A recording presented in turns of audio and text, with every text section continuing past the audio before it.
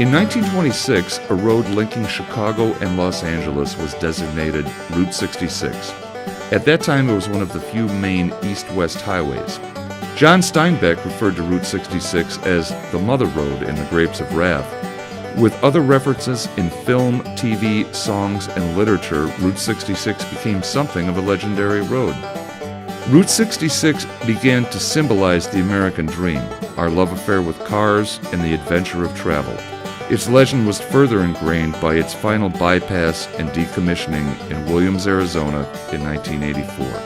In June 1999, photographer Jim Looning and myself teamed up to write a book about what had become of Route 66 in the present day.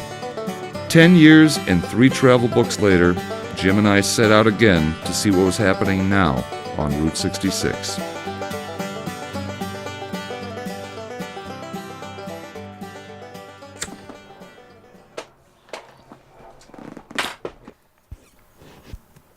It was late 1998. I was working as a writer for the Chicago Tribune and a number of other newspapers and magazines, and I came across a book deal. It was one of 6 that the company had offered me. The first one had something to do with antique pedal cars. The next one, something with Chris Craft boats, which I had no interest in. The last one they offered me, which I believe was the 6th, involved driving down Route 66, writing about it, and taking pictures of it. It was very intriguing because Route 66 is just such an incredible piece of American history and such a heartfelt one for everyone. As I started doing more of the research, it got a little scary because I realized there had been 50 or 60 books already written about Route 66. But all the things that they had written about were in the past. They talked about it like it was a dinosaur that was no longer there. And as a journalist, as a writer, I really wanted to, I felt it was my duty not just to stand on the shoulders of geniuses ahead of me and steal their work, but to go out and find something new. There wasn't anything that we could find that was about now Route 66. And Tim's approach was to go out and do just that. To make our book stand out differently was to go out there and photograph and write about and experience Route 66 in 1999. We're going to go out and revisit, re-experience, and see what Route 66 is in 2009. And that's where the story begins this time. Leaving the rain-filled skies of Chicago, birds twitter in the sky, hope dawns once more. Okay, you're fucking kidding me, right?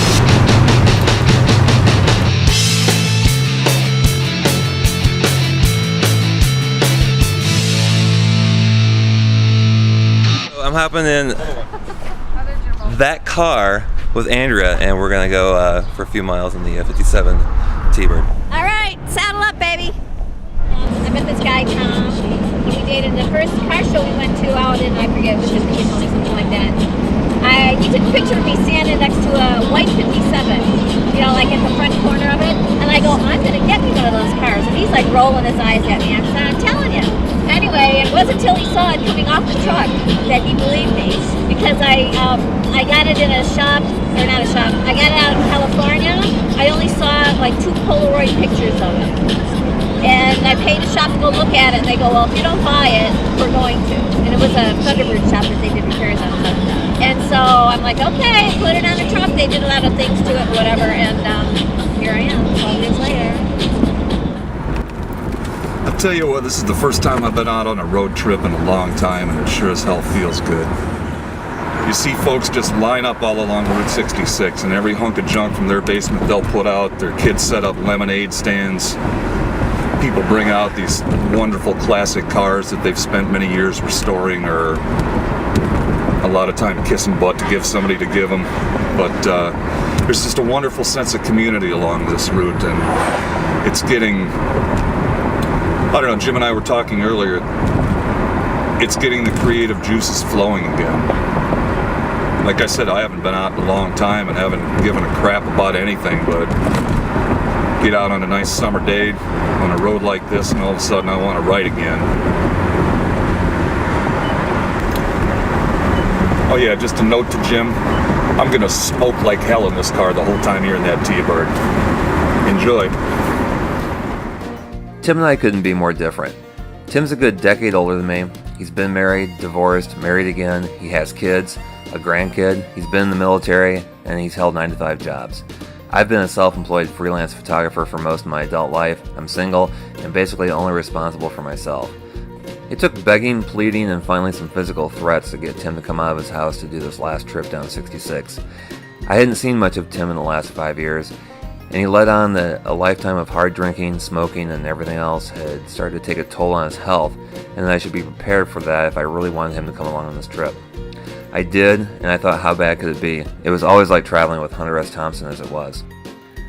Back in '99, Tim and I were going head to head on who could drink more. We would start the morning with the sound of Jim Beam and Coke pouring over ice into our travel mugs. We'd end the day at a local bar and finally pass out back in the room. Tim was living like he wrote, in your face, unapologetic, and full throttle. I wasn't even 30 yet. I was shooting my first book on a dream assignment with all expenses paid, and I had complete creative license. I was more than willing to follow Tim's lead on our Fear and Loathing on Route 66 adventure. During the first trip, Tim started writing a daily journal. These were behind-the-scenes tales of our adventure, never meant for the book. But Tim's descriptions and unique point of view would capture your imagination, sit you down in the seat next to us, and you'd feel like you were experiencing everything we were in real time. He started sending these out as emails and then posting them to travel message boards of the day. These stories became one of my favorite parts of that project, and I wanted to replicate them this time. The deal I had with Tim on this trip was simple. I pay for everything, I'll drive, I'll fly you home, you write about the trip like you did last time.